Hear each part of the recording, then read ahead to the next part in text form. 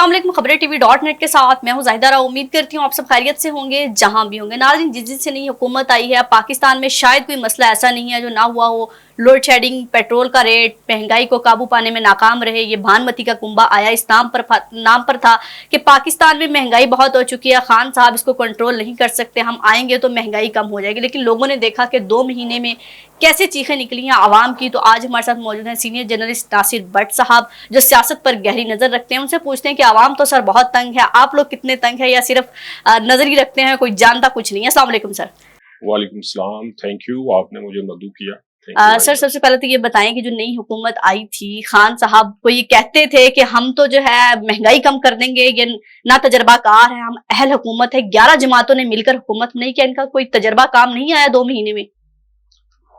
In fact ये जो तजर्बात हैं इनके, अगर आप इन पे ज़्यादा गौर करेंगे तो आपको इसमें बहुत सारी चीज़ें जो ज़ाती मफादात की नज़र आएंगी। उसमें आपको कोई आप अगर ये कहें कि कोई मुल्क के लिए सारे इकट्ठे हुए हैं, तो मेरे ख्याल में तो इसमें अभी तक की जो सूरत हाल है उसमें ऐसा कुछ भी हमें नज़र नहीं आ रहा। ठीक है, तो यानी कि इनकी कोई पॉलिसी नहीं थी, कोई होमवर्क नहीं था, या इनको पता नहीं था कि मुल्क के हालात इतने खराब है। ये वो कह रहे थे कि IMF से खान साहब ने मुआहिदा किया हुआ था, इसलिए हमें ये मुआहिदा करना पड़ा और इस तरह की जो है महंगाई करनी पड़ी, वरना हमने नहीं करनी थी ये महंगाई।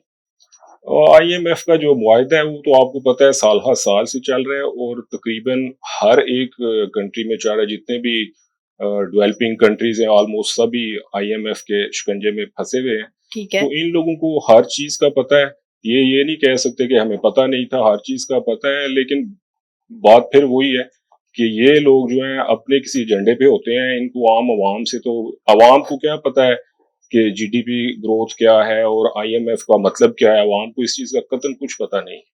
अच्छा, खान साहब जब हुकूमत में थे, खान साहब कहते थे कि आलमी सतह पर महंगाई, जब 4 पे पेट्रोल महंगा होता था, मरियम नवाज और बिलावल भुट्टो की टांगे कांप जाती थी, यहाँ के इस्लामाबाद में लोगों को लेके निकलते थे कि महंगाई बहुत हो गई है।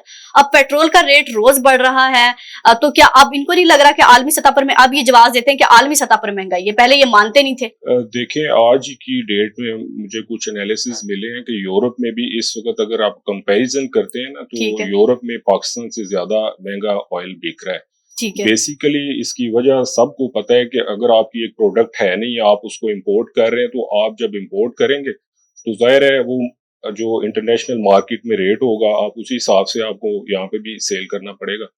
तो ये तो सर इनकी सब टैक्टिक्स हैं, एक दूसरे पे वो ब्लेम गेम खेल रहे हैं। अदरवाइज तो आपको इंटरनेशनल मार्केट देखेंगे तो मेरे ख्याल में इमरान खान हो या शहबाज शरीफ हो या जरदारी साहब हो, इन सब को सारा कुछ पता है कि ये प्रोडक्ट ही पाकिस्तान की नहीं है। कोई भी ऐसी चीज जो आप इंपोर्ट कर रहे हैं उस पर आपका इख्तियार कोई नहीं कि आप उस शाहजहां एहसन इकबाल साहब ने भी मशवरा दिया है कि महंगाई से काबू कैसे पा सकते हैं, पाकिस्तानी अवाम को चाय कम कर देनी चाहिए। इससे पहले मिफ्ता इस्माइल साहब ने कहा था कि अगर एक रोटी है चारों भाई तकसीम करके खा लेंगे, यानी कि इनके पास कोई पॉलिसी नहीं है, अवाम को ही बता रहे हैं कि कैसे जिंदगी गुजारनी है।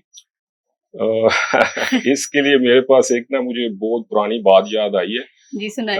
जब मिस्टर अहमद निजाद जो सदर थे ईरान के, तो मैं तब लकीली वहीं पे था ईरान में, किसी सिलसिले में मैं गया हुआ था। तो उन्होंने एक जलसा किया जब उन पे सैंक्शंस लगी थी अमेरिका की तरफ से। तो उन्होंने एक जलसा किया और उस जलसे में उन्होंने लोगों को ये मुखातिब करके ये बात बोली थी कि हम लोग अपना ये जो रोल बैक नहीं करेंगे अपना एटमी प्रोग्राम का सारा सिलसिला। ठीक है, लेकिन रोटियां जो हम 100 रोटियां अगर हमें पाकिस्तान के अंदर से, सॉरी ईरान के अंदर से, अगर हमें 100 रोटियां चाहिए तो 80 रोटियां तो हम अपने खुद बना रहे हैं। ठीक है, तो वो लोग तो इस बात पे वो कुलिया उन्होंने बना लिया कि जो एक खा रहा है वो उसको, जो 2 खा रहा है वो 1.5 कर दे, जो 1.5 खा रहा है वो 1 कर दे। हम लोग कुछ बना ही नहीं रहे हैं। हम लोग ये सब कुछ कैसे कर सकते हैं और किस तरह इस तरह के दावे कर सकते हैं? अच्छा, खान साहब जब हुकूमत में थे, कुछ लोग उन पर कहते थे कि ये मजहब को जो है उसमें लेके आते हैं, सियासत में मजहब को बेचते हैं। हालांकि हर सियासी जमात कुछ ना कुछ बेच रही है, जैसे बेनजीर भुट्टो की पार्टी आज तक भुट्टो खान रोटी कपड़ा मकान बेच रहा है, जो आज तक सिंध के लोगों को नहीं मिला। तो आपको भी लगता है कि खान साहब कहीं ना कहीं इस्लामिक टच देते हैं, इस्लाम को बेचने की कोशिश करते हैं?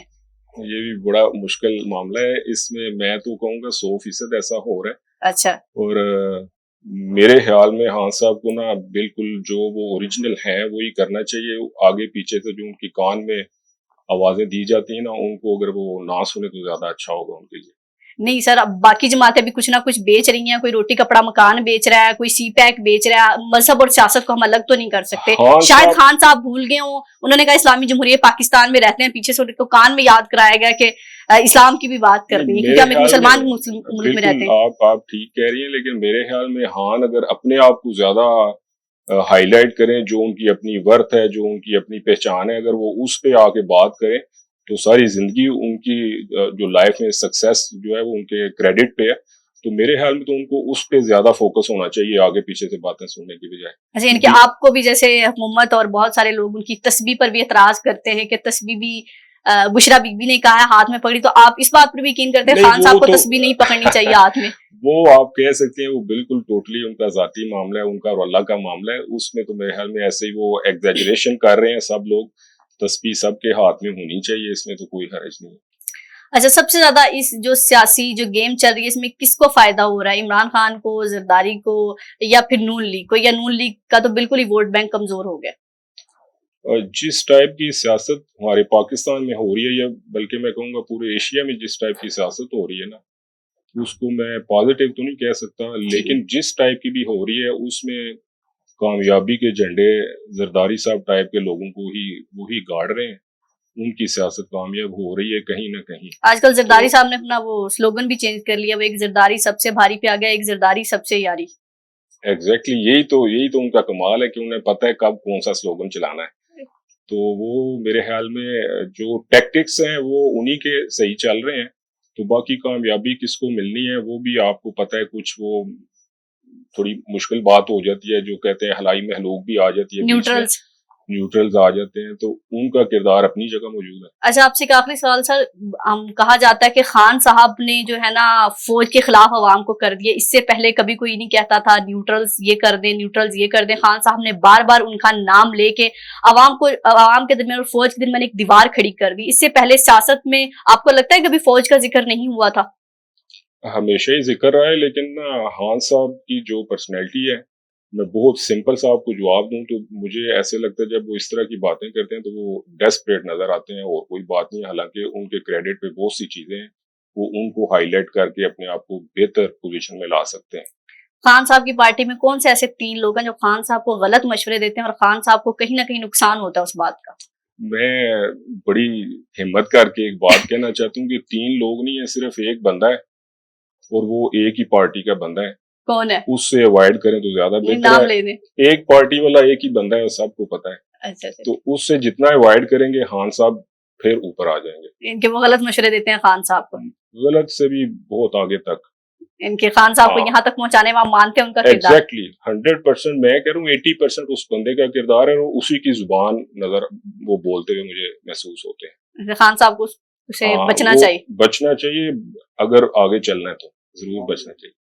نام بتا دینا سر تھوڑا سا. اب آپ ایک بندہ کہہ رہے ہیں، بہت سارے لوگ ہو سکتے ہیں، کوئی کہے گا فواد چودھری ہے، کوئی کہے گا شیخ رشید ہے. چلو 3 نام رکھ دیتی ہوں آپ کے سامنے. پارٹی ہے اور وہ شیخ رشید صاحب ہیں. میں تو کھل کے اگر آپ کو کہوں تو وہی ہے، ان سے بچ جائیں تو بچ جائیں گے ہمیشہ کے لیے، کیونکہ وہ ہمیشہ ایسے بیان دیتے ہیں جس سے خان صاحب کی سیاست کو نقصان ہوتا ہے. انہوں نے خونی مارچ کا اعلان کیا تھا نا. ان کے لیے میرے پاس میں نے بہت سے کالمز لکھے ہوئے ہیں. ٹھیک میں ہے. نے ہر آخری خط تک کوشش کرتا ہوں کالم لکھتے ہوئے کہ میں کسی شخصیت کا ذکر نہ کروں، لیکن وہ ایک واحد بندے ہیں جن کا میں نے ذکر کر کے لکھا تھا کہ وہ ایک پاکستان میں بندہ جو انگلینڈ جا کے بیٹھ گیا، بڑا خطرناک، یہ اس سے بھی زیادہ خطرناک. یعنی کہ نواز شریف سے بھی زیادہ خطرناک ہے؟ نہیں، اس سے پہلے ایک بندہ انگلینڈ گیا تھا. اچھا. یہ اس سے بھی خطرناک ہے. اچھا، یعنی کہ نواز شریف بھی خطرناک نہیں ہے پاکستان کے لیے، آپ سمجھتے ہیں شیخ رشید ان خطرناک سے ہے؟ پہلے ایک بندہ تھا، وہ ادھر جا کے بیٹھا، جس نے یہ روایت قائم کی کہ لندن میں بھی بیٹھا جا سکتا ہے. تو میرے خیال میں تو یہ دوسرے وہ بندے ہیں کہ ان کے بعد پاکستان کے لیے سب سے بڑا خطرہ ہے، انہی کی پالیسی ہے. آخر میں عوام کو کوئی ایک میسج کہ عوام اس مشکل وقت میں کیسے گزارا کرے، کیونکہ سیاستدانوں نے کچھ نہیں سوچنا. عوام سیاستدان تو واقعی سب کو پتہ ہے کچھ نہیں سوچیں گے. مجھے پھر ایک وہ بات یاد آ گئی ہے، ہمارے چیف صاحب نے کچھ دن پہلے بولا کہ عوام ایک ہی دفعہ ہر دفعہ ایک ہی جیسے بندے کو ووٹ دے دیتے ہیں. ٹھیک ہے.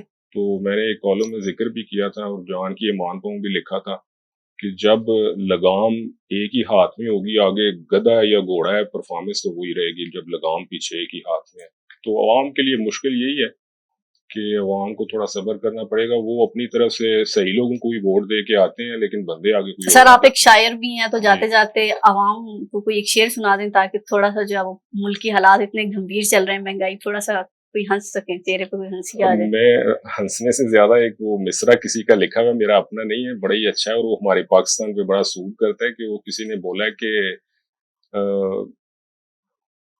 اس نے مجھ سے عذر تراشے، یعنی کہ وہ جان رہا تھا ایک یہی دکان ہے جس پر کھوٹے سکے چل جائیں گے. تو یہاں کھوٹے سکے چل رہے ہیں. تھینک یو سو مچ جی. آپ نے Thank you Nasir very but much. صاحب کی گفتگو سنی کہ پاکستان کی سیاست کہاں پہ کھڑی، اور خان صاحب کو کن لوگوں سے اوائڈ کرنا چاہیے. ظاہر ہے ہر پارٹی میں کچھ ایسے لوگ ہوتے ہیں، لیکن اوائڈ کر لیں تو زیادہ بہتر ہوتا ہے تاکہ مستقبل میں کسی بڑے نقصان سے بچا جا سکے. اپنا اور اپنے پیاروں کا بہت خیال رکھیے گا، ہمیں دعاؤں میں یاد رکھیے گا. اللہ حافظ.